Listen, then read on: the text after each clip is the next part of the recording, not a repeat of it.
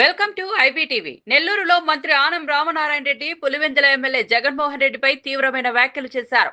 పులివెందుల ఒంటిమిట్ట ఉప ఎన్నికల్లో కూటమి విజయాన్ని ప్రజాస్వామ్యానికి నిదర్శనమని పేర్కొన్నారు.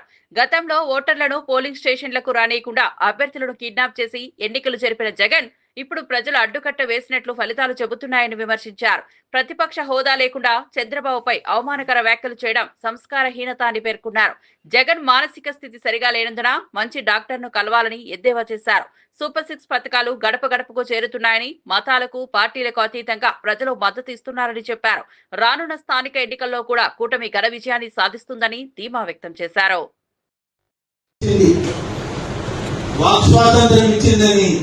నేను ఎలా మాట్లాడతానంటే అలా మాట్లాడతాను.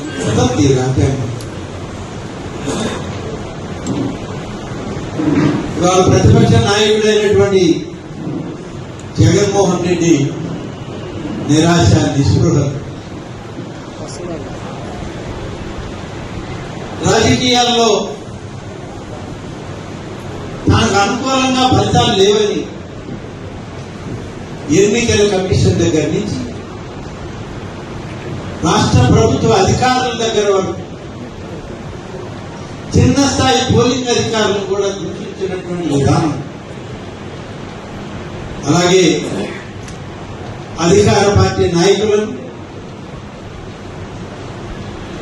ప్రత్యక్షంగా రాష్ట్ర ముఖ్యమంత్రి మీద వాడిన పదజాలం పూర్తిగా అభ్యంతరకరం. ప్రతి ఒక్కరూ సభ్య సమాజంలో ఖండించాల్సినటువంటి సమయం.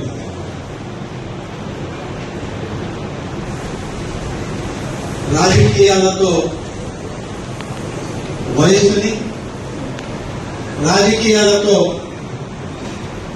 పదవులను, రాజకీయాలతో గెలుపు ఓటములను ముడివేసేటువంటి పద్ధతి రాజ్యాంగంలో ఇక్కడ లేదు. అసలు మన సంస్కృతిలోనే లేదు. వయసుతోనే రాజ్యాంగం, ఎన్నికల ప్రక్రియ అని అంటే, పరిపాలనా దక్షత అంటే, ఈ దేశంలో అనేక మంది మహామహులు వాళ్ళ వయసు చూసి రిటైర్ అయ్యి ఉండాలి. ఎందుకు అవుతారు? ప్రజలు కోరుకున్నన్ని రోజులు, పరిపాలన కావాలని అడిగినన్ని రోజులు, సుపరిపాలన అందించండి అని చెప్పినన్ని రోజులు ఈ రాష్ట్రంలో, ఈ దేశంలో పరిపాలన దక్షత కలిగినటువంటి నాయకులు ప్రజలకు తోడుగా ఉంటారు, పరిపాలన చేస్తూనే ఉంటారు.